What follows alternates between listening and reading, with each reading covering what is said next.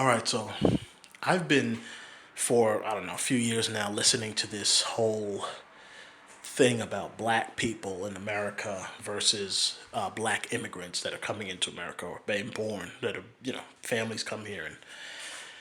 And I was, I'm, I've never made a video about it in the past because it is a tricky situation.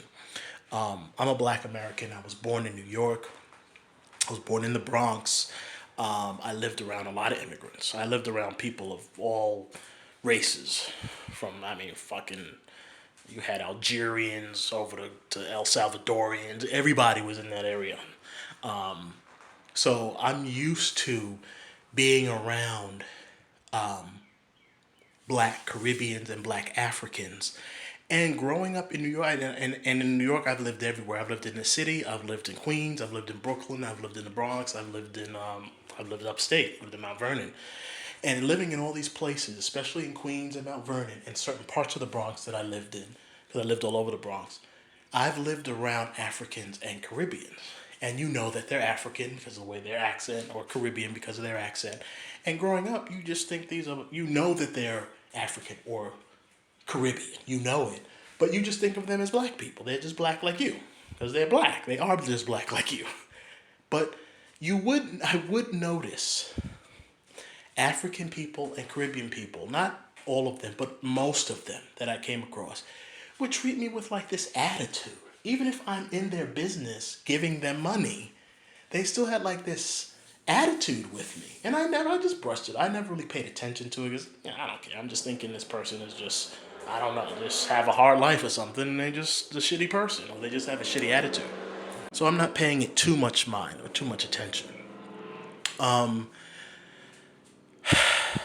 So with that being said, I get older and I start hearing these stories about Africans and Caribbeans not liking us, not respecting us, or thinking that they're better than us.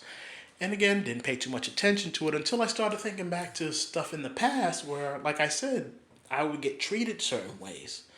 And it started to make me realize, well, these people looking down on me for some reason because they thought they were better or that I was inferior to them. So, so it's always been difficult for me to talk about this because I believe that this American black versus immigrant black thing is just another divide and conquer tactic. But at the same time, like I said, I've experienced it firsthand. So it's not like the American blacks that are talking about it are lying. It's not a lie. It's the truth, the stuff that we've experienced. But with that being said, I still have to talk about the divide and conquer thing. It's funny because this really started to become a topic of discussion within the past, was it 2004, 2024? The past 3 years maybe, like right around the end, right around COVID, it started to be talked about a lot. And around that time, certain things were starting to happen in the Caribbean and in Africa. And you're starting to see those things come to fruition now. So like I always talk about the wealthy, especially the wealthy whites, they know about stuff that's going to happen before we know about it because they've normally engineered it themselves. They engineered it to happen this way, or because they're directly involved, they know about it before we do. So we're finding out about certain things now, but they already knew about it because they engineered it, or they're involved directly. So for example, in Africa now, you have Africans kicking European and Western powers out, working on making the Afro, which is going to be their version of the Euro. It's going to be this universal African monetary system. And Africa is really working on uniting. A lot of the different countries are starting to come together to unite, get rid of the Western influence, use their own resources to empower themselves, which would empower the resources that are in Africa. That would empower black people all over the damn globe. That's a game changer. The government of Niger, taking into account the aspirations and interest of its people, resolves in all responsibility to denounce with immediate effect the agreement relating to the status of United States military personnel and civilian employees of the U.S. Department of Defense on the territory of the Republic of Niger Diplomatic correspondence will be sent to the American side to this effect.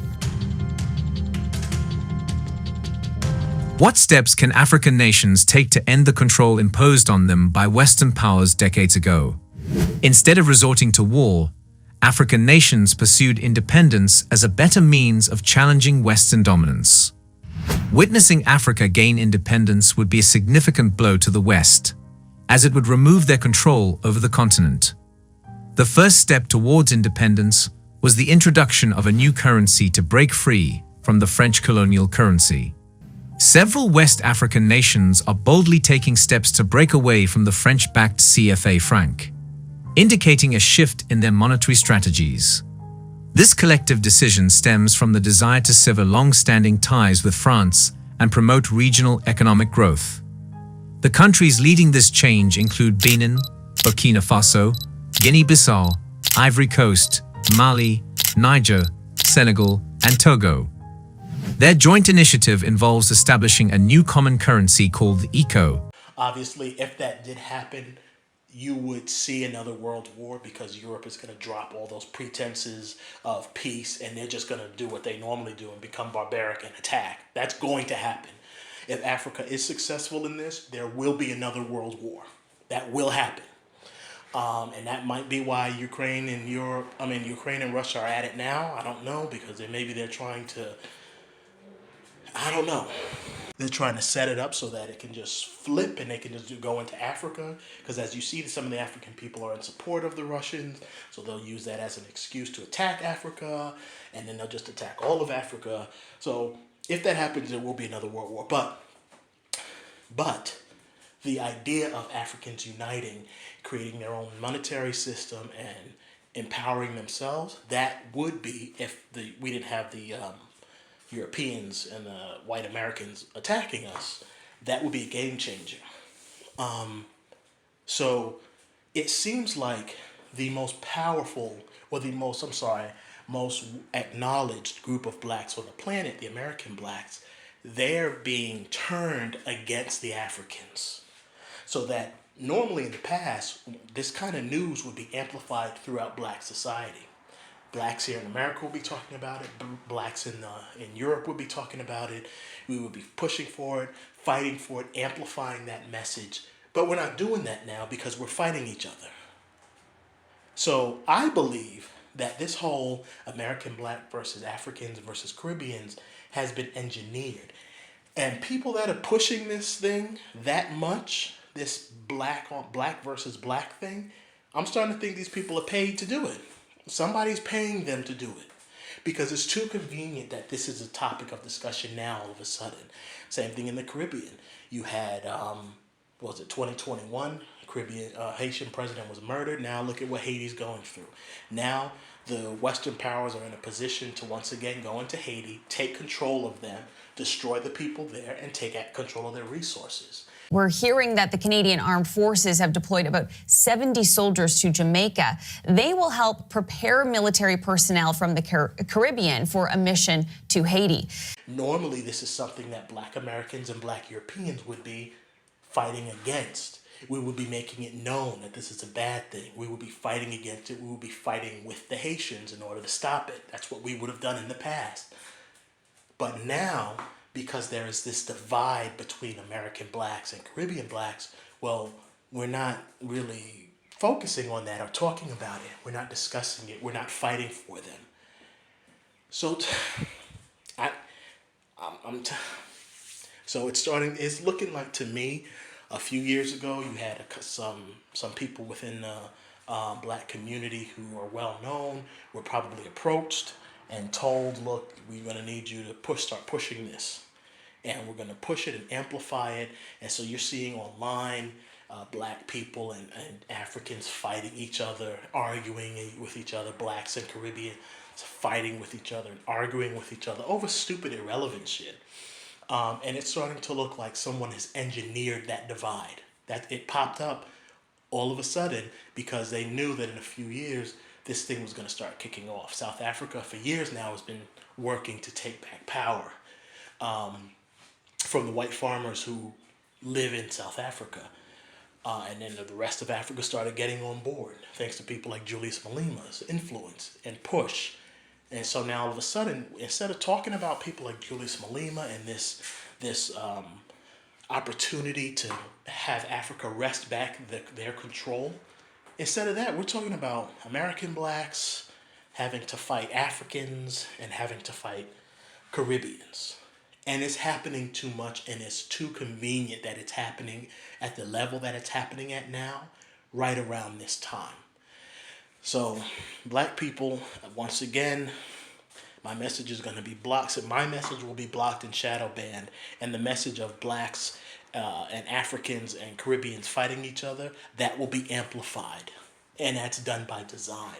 So I'm going to need people's help in spreading this idea, because again, the argument that's being had is a legitimate one. Like I said, I've experienced this sort of the issue that us American blacks have with Africans and with Caribbeans. I've experienced it firsthand. It's never really been, it never bothered me. I don't really give a fuck, but I've experienced it. So it is real. But like I said, I'm not a young person. This happened to me most of my life living in New York. That's for decades. And it's never been that big of a problem. You know, you have some shitty American blacks, you have some shitty Caribbean blacks, you have some shitty Africans who do shitty things to each other. Fuck them. I don't need to pay attention to you. There's shitty people in every culture. I just don't have to have nothing to do with you. So it has never been that much of a problem. The issue exists, but it's not that much of a problem. So I don't know why it's being amplified so much now. But that's like a main topic online. So I'm starting to think that the wealthy are pushing that. They're using certain black people to push that divide, and they're paying them or whatever. They're benefiting in some way for doing it, but they're pushing that because it's starting to get out of hand now. I've been online listening to conversations and discussions, and you'll have black people talking about actual white supremacy attacks that we're going through right now. Blacks being attacked by white people. The conversation will quickly flip from that to, well, these Caribbeans don't like us, and Africans don't like us, and they're bad, and then you'll have the Africans chiming in saying, we don't like Americans, and then the American blacks will fight back. And I'm like, weren't we just talking about white supremacy? What are we talking about this shit for now? This is not that. Once you deal with the white supremacy problem, then we can focus on this problem.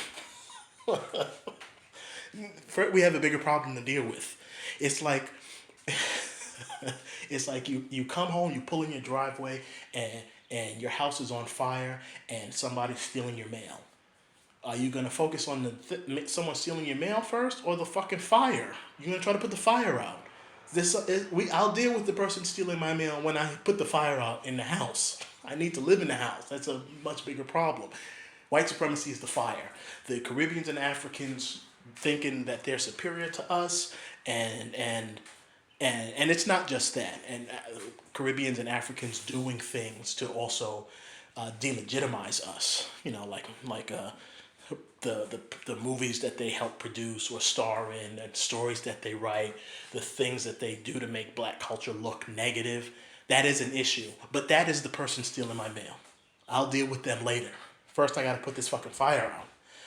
And instead of focusing on the fire, we're now focusing on the person stealing the mail as the house burns down to ashes. So, I don't know. It's I didn't want to really talk about this before because, again, I can acknowledge that the issue is real and it exists because I've experienced it firsthand, and I've watched as Africans and Caribbeans have been used to kind of help erode us as people here in this country. So I know it exists, but I also know that right now we can't be worried about fighting amongst each other. We can't be worried about these white people engineering this whole plot. Because right now, if we can get Africa to get where it needs to be, that's a bit of a game changer. And if we can change that game, that's a lot. That'll be a lot. Black Americans will finally have access to, I believe, will finally have access to a foreign power that can help back them.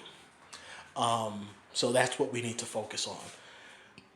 is making sure that those people get that, because apparently we ain't getting it here. You know, we're not focusing on our own reparations enough, because we're not doing anything but talking about it and saying we're gonna get it. And when people say, how are we gonna get it? They say, we're gonna get it.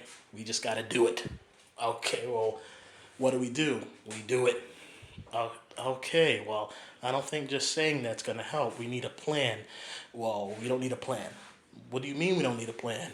We're strong. We'll do it. We'll get it done. All right. Well, I have a plan. That's a stupid plan. Why is it stupid? Because why should we stop shopping?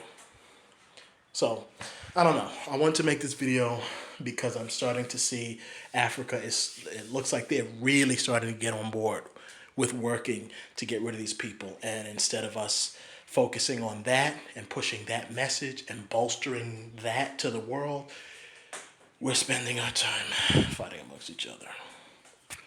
Once again.